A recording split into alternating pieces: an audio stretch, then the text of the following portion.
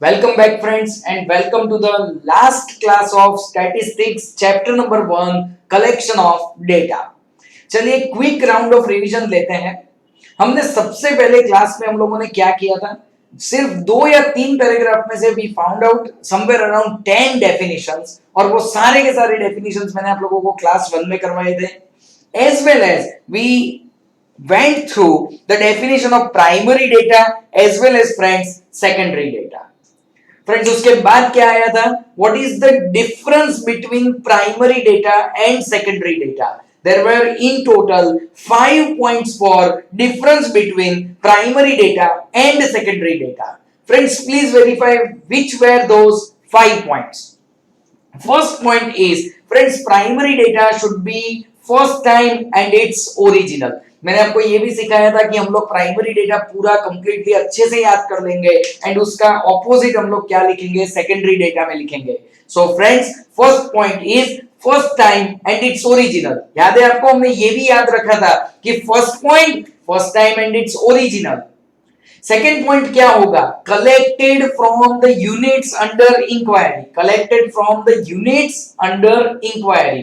Friends, हम लोग खुद जाके कलेक्ट करेंगे तो obviously primary data raw form में आएगा। फिर से एक बार सबसे पहला पॉइंट क्या था friends? First time and it's original, collected from the units under inquiry. Third point is raw form. Fourth point, money time and energy obviously primary data में ज्यादा जाएगी, ऑलराइट। लेकिन friends, beyond all this point, primary data is obviously more reliable क्योंकि हमने खुद जाके उसको collect किया है। So friends, this were the main points of difference between primary and secondary data.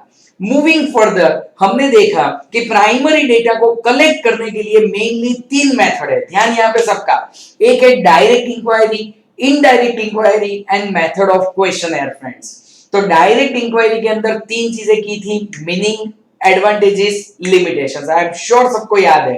Check कीजिए डायरेक्ट इंक्वायरी का मीनिंग क्या है।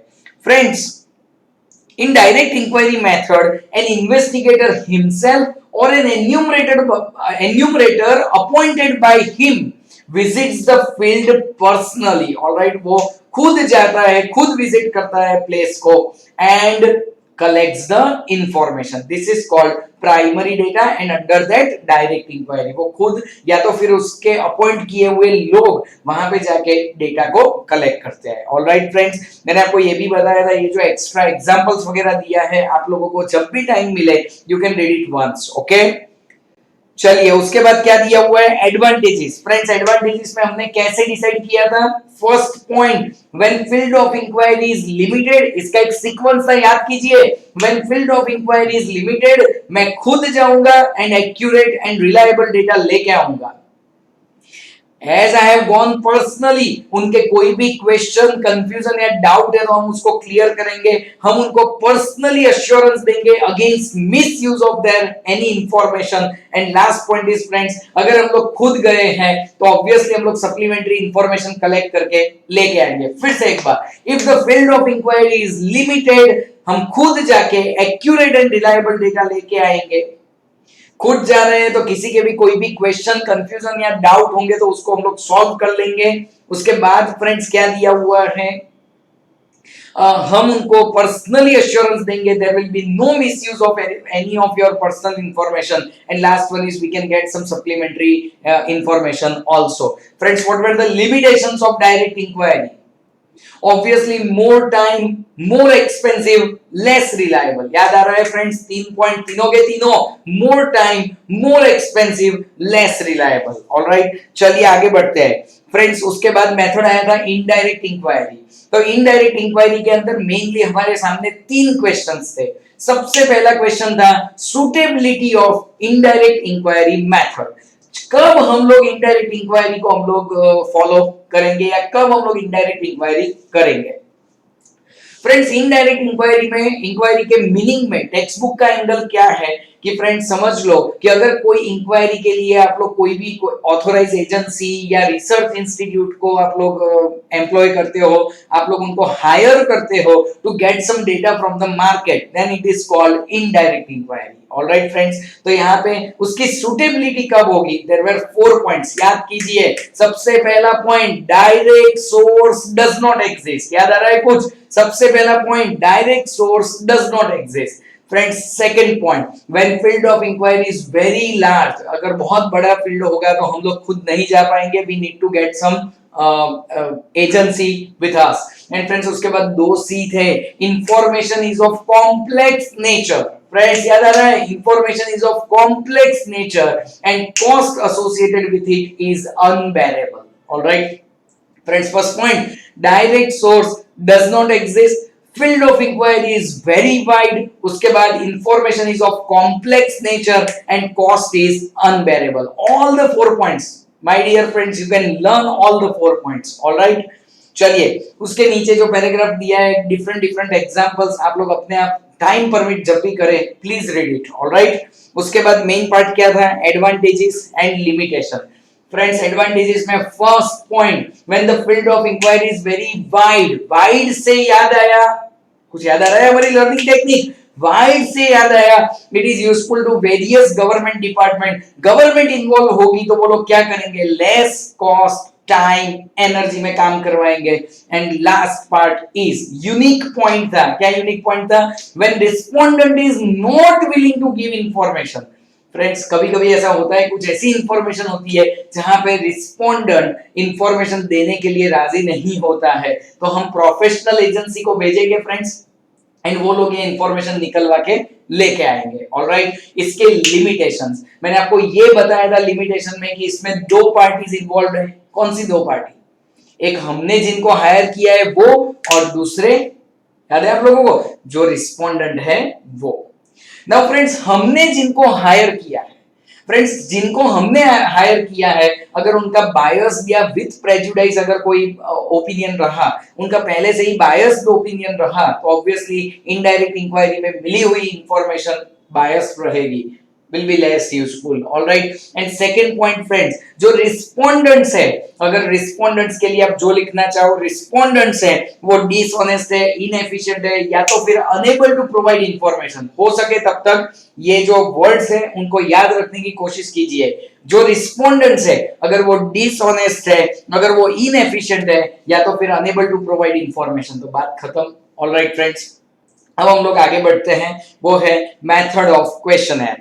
फ्रेंड्स, मेथड ऑफ क्वेश्चनर में पहले 2-3 पैराग्राफ आप लोग अपने आप जब भी टाइम मिले तब रीड कर सकते हो।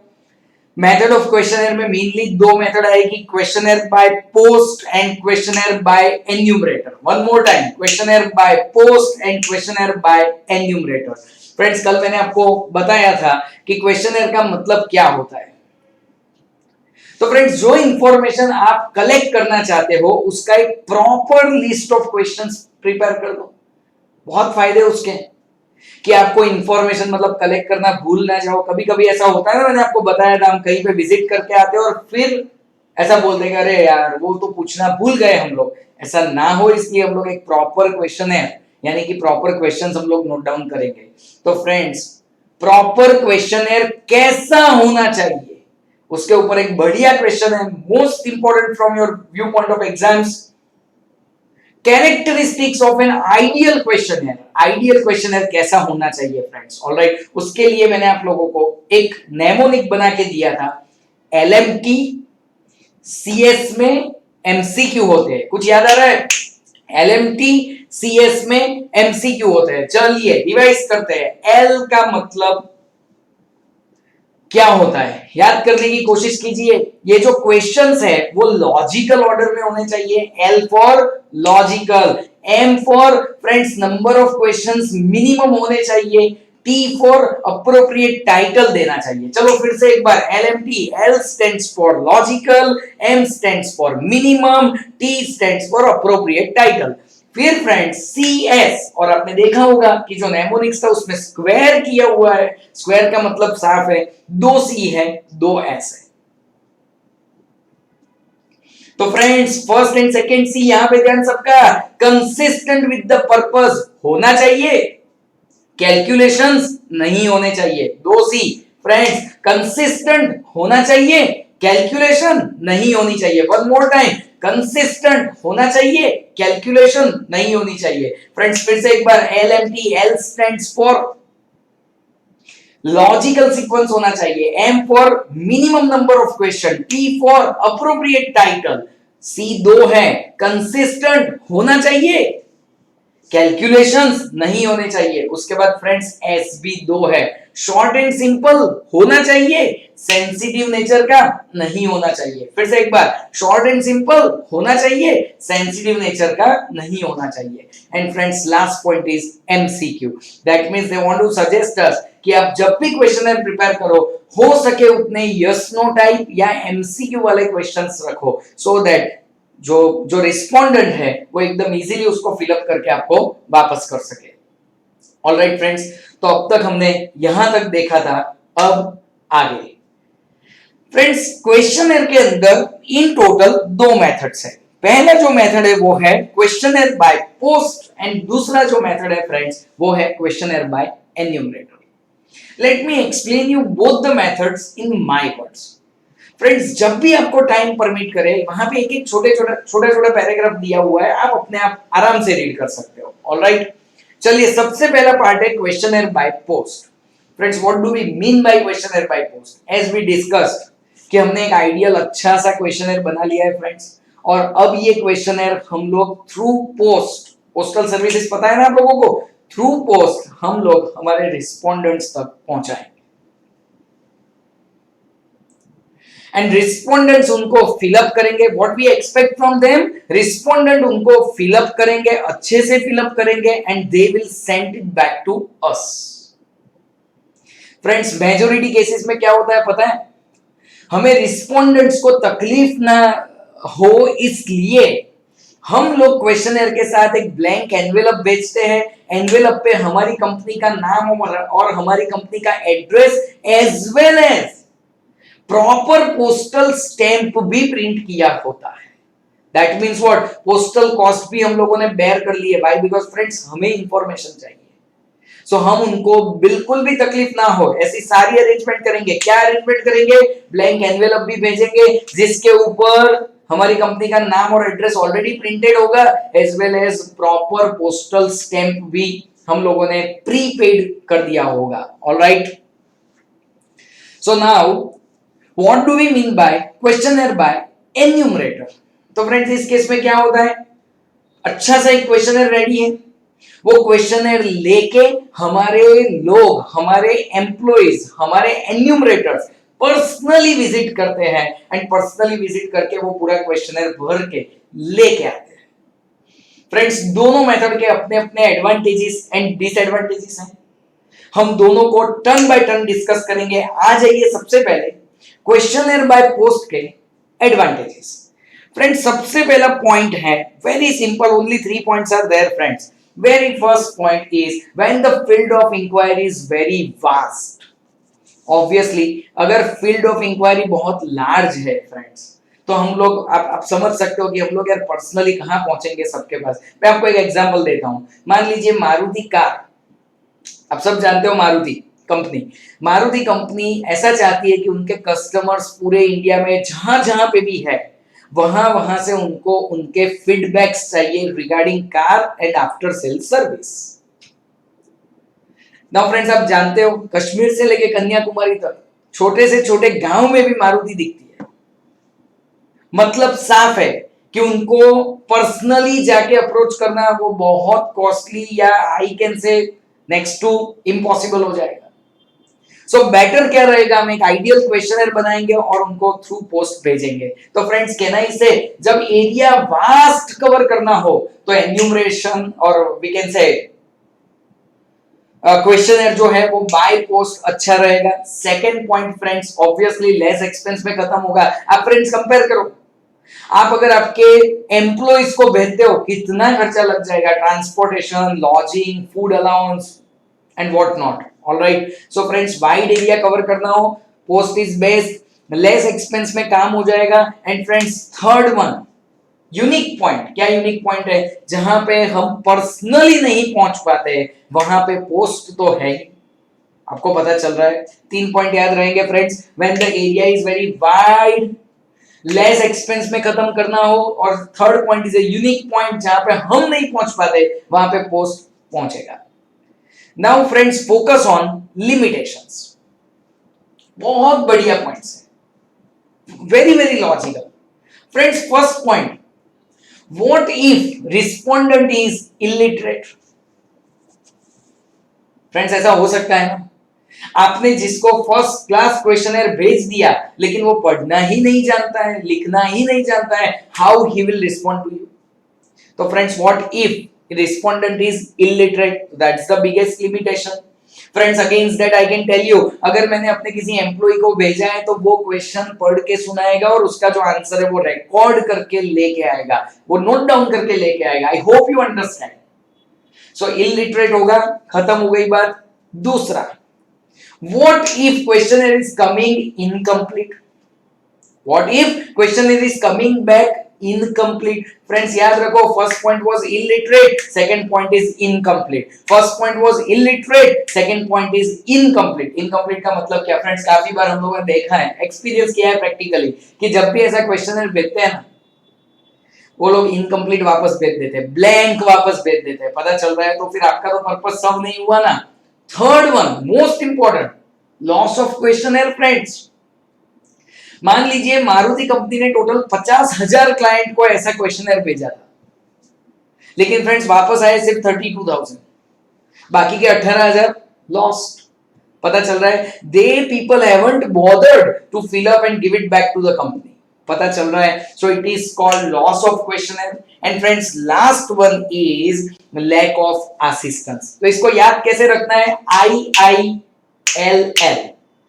I for illiterate, I for incomplete, L for loss of questionnaire and L for lack of assistance। Friends समझो आप लोग, कोई पर्सन जब ये क्वेश्चनर फिलअप करता है, अगर उसको उस टाइम पे कुछ हेल्प चाहिए, कुछ समझ में नहीं आया, कुछ डाउट्स है, किसको पूछेगा? पता चल रहा है आप लोगों को? ऑलराइट, चलिए फिर से एक बार advantages. Friends very vast field को जब कवर करना है, questionnaire by post is best, less expense में काम हो जाएगा। And third point is unique, जहां पे हम लोग पर्सनली नहीं पहुंच पाते वहां पे पोस्ट तो पहुंच ही जाएगा। Friends limitation, IILL, I for illiterate, I for incomplete, L for loss of questionnaire and L for lack of assistance। All right friends, okay, चलिए आगे बढ़ते हैं। क्वेश्चनर बाय एन्यूमरेटर, उसके बेनिफिट्स क्या है? फ्रेंड्स ब्रीफली बताऊं मैं आपको। क्वेश्चनर बाय पोस्ट के जो डिसएडवांटेजेस थे ना, वही इसके बेनिफिट्स है। फिर भी हम लोग एकदम आराम से देखते हैं। फ्रेंड्स यहां पे ध्यान, सबसे पहला पॉइंट क्या है? यहां पे हमें वहां पे पहला पॉइंट क्या था? इलिटरेट था, तो यहां पे भी इलिटरेट वाला एक पॉइंट है। दो friends we have a different sequence. चलो हम अपनी सीक्वेंस से जाते हैं। सबसे पहला पॉइंट क्या रहेगा? एज हम लोगों ने हमारे एन्यूमरेटर्स को भेजा है, we will get complete, correct and more relevant information. फिर से एक बार, complete, correct and more relevant information. Words जितने याद रख पाओ आप लोग, complete, correct and more relevant information. हमारा एम्प्लॉय या हमारा एन्यूमरेटर गया है तो friends information will be reliable. Next part is illiterate लोगों से भी हम लोग ये इंफॉर्मेशन निकलवा लेंगे। And friends last part is there will not be any loss of questionnaire. Friends हमारा एम्प्लॉय गया है, जब तक उसको आंसर नहीं मिलेगा तब तक मेहनत करता रहेगा। पता चल रहा है? Only 4 points, complete, correct and more relevant information. Friends वहां से क्या याद आना चाहिए? Reliable information. फ्रेंड्स हम इलिटरेट लोगों से भी ये क्वेश्चनर करवा सकते हैं। And last part is, last part कहां पे आएगा? लॉस ऑफ क्वेश्चनर नहीं होने वाला है इसमें। व्हाई? बिकॉज जितने क्वेश्चनर हमने उसको दिए वो फिलअप करके वो वापस ही लेके आएगा। I hope it is clear to everyone. Okay, चलिए disadvantages. Friends disadvantages are very very interesting into this.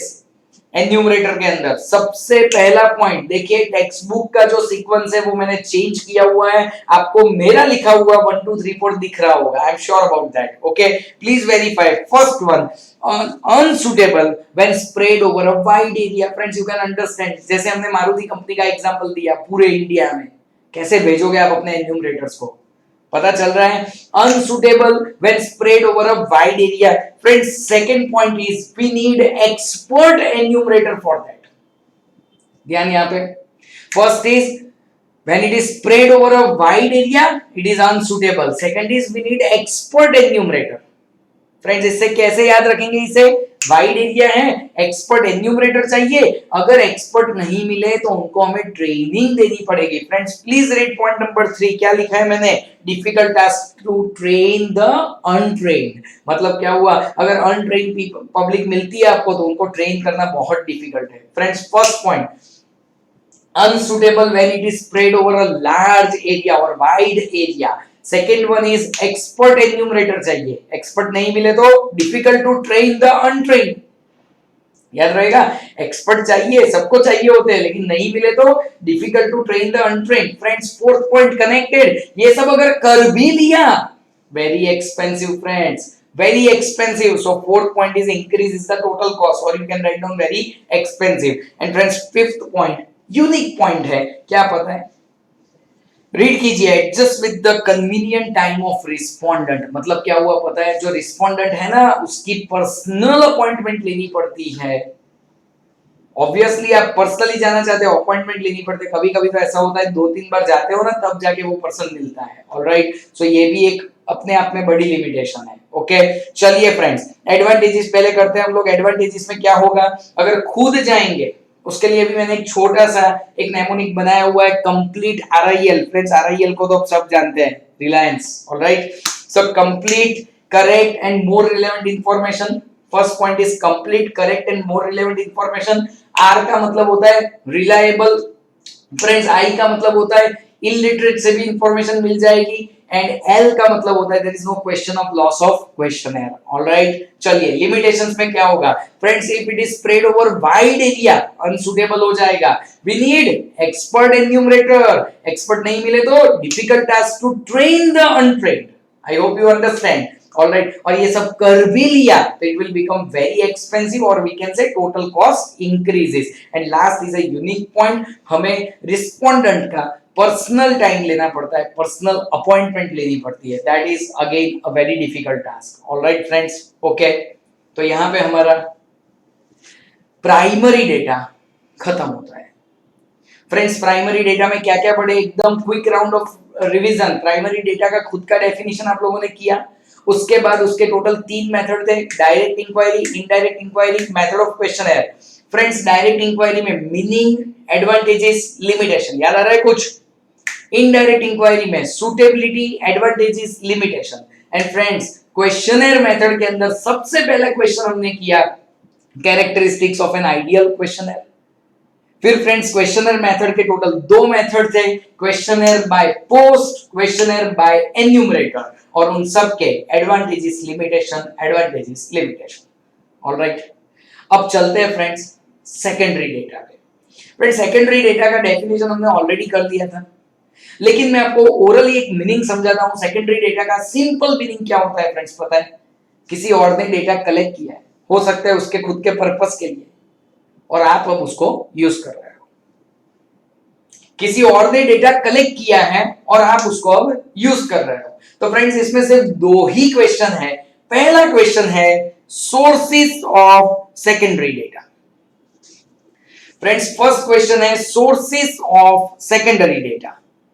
And friends, remember, sources के अंदर क्या ध्यान रखना है पता है, 2 ही टाइप के सोर्सेस होते हैं, एक होता है पब्लिश्ड एंड दूसरा होता है अनपब्लिश्ड।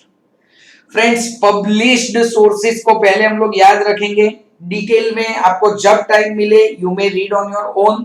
पब्लिश्ड सोर्सेस में टोटल 7 पॉइंट है, let me show you, total 7 point है। 7 के साथ यहाँ पे याद रखेंगे, कैसे याद रखते हैं, ध्यान यहाँ पे, सबसे पहला पॉइंट इंटरनेशनल पब्लिकेशंस। फ्रेंड्स जो इंटरनेशनल पब्लिकेशन है आईएमएफ वगैरह, ये लोग जो डेटा पब्लिश करते हैं वहां से भी हमें डेटा मिल सकता है। Alright, so international publications. Second point है friends government publication. Third point है, हमारा सीक्वेंस अलग है टेक्स्ट बुक से। थर्ड पॉइंट है friends semi government publications. And fourth point है फ्रेंड्स लोकल और self government institution. I hope you understand, local or self government institution, and fifth one is research organization। आपको लगेगा sir ये कैसा sequence किया है आपने, कोई नेमोनिक्स नहीं है। फ्रेंड्स मैं बताऊं आपको ये कैसे किया है। आप जस्ट जर्नी देखिए इसकी। सबसे पहला क्या था, इंटरनेशनल ऑर्गेनाइजेशन। इंटरनेशनल में से क्या कहां पे आए हम लोग, हमारी गवर्नमेंट पे आए। हमारी गवर्नमेंट में से हम लोग कहां पे गए, सेमी गवर्नमेंट पे गए। ध्यान यहाँ पे सबका, पहले इंटरनेशनल, फिर गवर्नमेंट, फिर सेमी गवर्नमेंट, फिर लोकल गवर्नमेंट एंड लास्ट में research organisation. We are just drilling down, I hope you are understanding. First one international organisation, फिर गवर्नमेंट ऑर्गेनाइजेशन, फिर सेमी गवर्नमेंट ऑर्गेनाइजेशन, उसके बाद क्या आया, लोकल और self government and last one is research publication. Friends ये हुए पहले 5 पॉइंट, इसको ऐसे ही याद रखना है। कैसे याद रखना है, 1 2 3 4 एंड 5 का एक ग्रुप बनाएंगे हम लोग। ओके, फिर से एक बार आप लोग ध्यान दीजिए। यहाँ पे फर्स्ट पॉइंट क्या था, इंटरनेशनल ऑर्गेनाइजेशन, फिर गवर्नमेंट ऑर्गेनाइजेशन और publication. International publication friends organisation नहीं है, पब्लिकेशन है। International publication, government, semi government, local और self government and last one is research institutes. Alright, okay. And friends बाकी के 2 पॉइंट क्या है, अब आ गए हमारे बिजनेस एंड कॉमर्स पब्लिकेशंस और organisation and last one is newspaper and periodicals. I hope you will be able to remember. Friends 5 तो मैंने याद करवा ली, अब 2 के लिए आप लोग थोड़ा सा वर्क कर सकते हो। Alright, okay, business and commerce organisation and newspaper and periodicals. Friends you can understand ये सारे पब्लिश्ड सोर्सेस है, यानी कि ये सारा डेटा पब्लिकली डिक्लेयर होता है और वहां से जिसको यूज करना है वो डेटा यूज कर सकता है। ऑलराइट, चलिए अब अनपब्लिश्ड सोर्सेस क्या होता है। Friends please read from the textbook, अच्छे से समझाया है unpublished sources. Friends some of the statistical data may not be published, sometimes data may be drawn on request from the unpublished internal records of private and public organization। friends public at large इसको publish नहीं किया होता है, लेकिन आप लोग उनको request करोगे तो वो आपको ये data देंगे। alright, which are prepared for their reference, for example salary of employees, their length of service, educational level, data regarding investment of mutual funds in public and private sector companies। बहुत सारा हो सकता है। एक best example friends, आपको पता है किसी भी कंपनी का जो सैलरी का डेटा होता है वो पब्लिश नहीं होता है, लेकिन अगर आप कोई मतलब आपका कोई जेन्युइन पर्पस है, you visit the company, meet HR, human resource department होता है, उसको मिलिए और उनको पूछिए, एक्सप्लेन कीजिए what is the purpose of taking this data. If he is satisfied he will give you. पता चल रहा है फ्रेंड्स? सो ये कहीं पे पब्लिश नहीं होता है, ऑन अ स्पेशल रिक्वेस्ट आपको ये डेटा मिलता है।